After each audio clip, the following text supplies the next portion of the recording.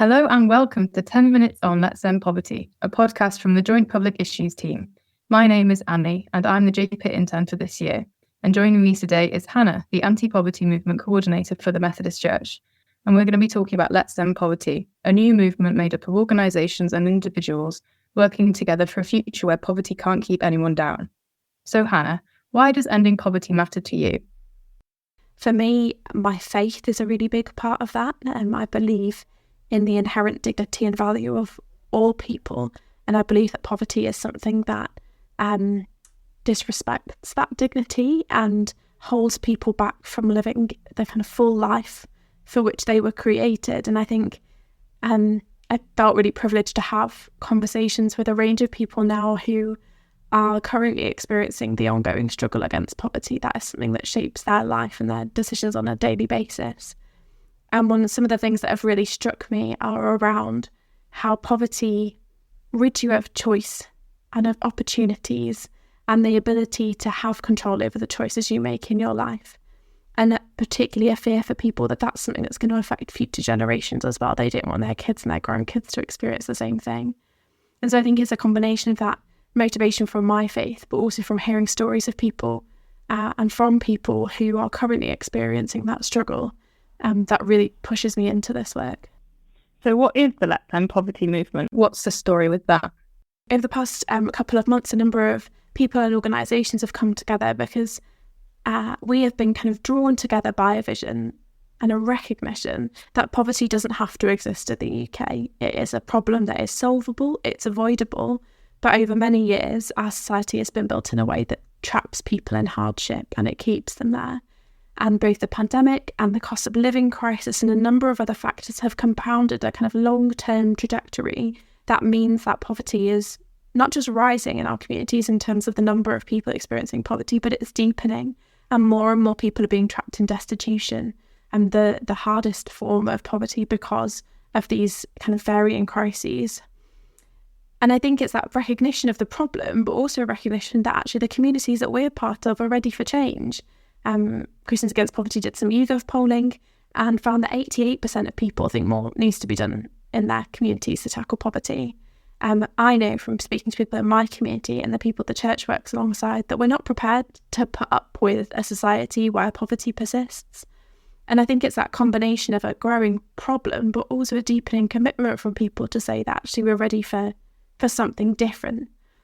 And I think one of the things that we recognise is that there are lots of solutions out there. There are lots of great organisations and charities and groups who are working on proposals that kind of paint out the roadmap, what is the way to get to a UK without poverty.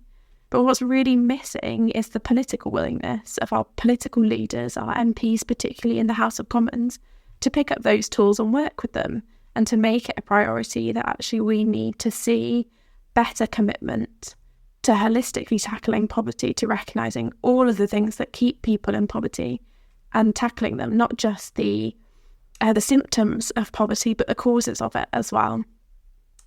So we kind of have been working with a group of organisations who share that vision and a group of people from communities who share that vision and have recognised that as the next general election approaches, we need to see more from our political leaders. Right now, poverty is absent from political debate. We have potentially, 6 to 12 months maybe before the election to make poverty an issue that our political leaders see our communities care about, but to make it something that becomes a vote-winning issue, where actually our political leaders see that our communities care enough to ask and call for something to be done with the power that they have. And so I think it's that motivation both of the kind of long-term trends of poverty existing in our communities and the urgency of this moment that means we want to see something happen. So that's how we've kind of ended up at Let's End Poverty. We are talking about kind of building a new social movement around this vision to see poverty ended in the UK. That brings people together from all different backgrounds, from communities, from organisations, from unions, from businesses, from faith groups, to say that we believe in a future where poverty can't hold anyone down, and we want our political leaders to commit to the same thing. So really, we're trying to bring a diverse group of people together behind that vision and to get equipped, to get skilled up, to get resourced, to make that call really loudly and boldly, particularly in the next few months running up to the general election, but also in the longer term as well, to hold our leaders accountable. You talked a bit about the general election, but why else is now the right time for this to emerge?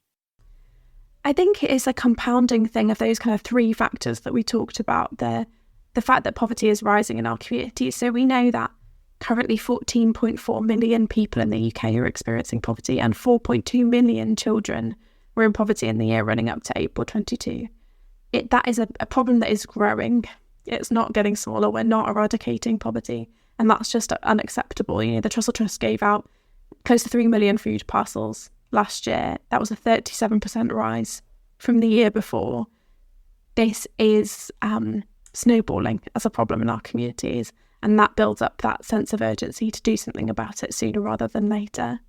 That recognition that people want change. We know that our communities are ready for change. We just need to work out how to capture that voice and that call to have a bigger impact. And recognising as well that an election isn't a small opportunity, it's quite a big one where politicians are listening to communities a little bit more, but also communities are a little bit more aware of what political leaders can do for them. So actually in the longer term movement we want to see towards ending poverty in the UK, it's not just going to take a year, it's going to take a long time. This is a key moment to almost springboard into long-term change, picking up on some of those particular conditions that mean we're more attuned to the problem, and perhaps we're also more attuned to what solutions we need to see to make a difference. So how would I get involved in Let's End Poverty? So I've talked about it being a social movement, and perhaps the language around that feels a little bit different to kind of a campaign that JPIT might normally run, or some of our partners might normally run. Because actually what we're trying to create is a collaborative space where people can come together to shape the change that they want to see, to shape the movement that they want to see. So really, Let's End Poverty should be a space, and is a space that is for everyone. So if you as an individual are inspired by this vision and want to do something about it, you can come on board in your own right and bring everything that you have to offer to be part of the movement.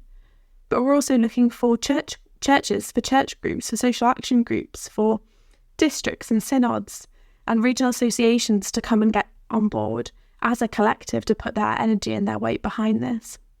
And I mean, I'll talk a little bit later about the ways that you can practically do that.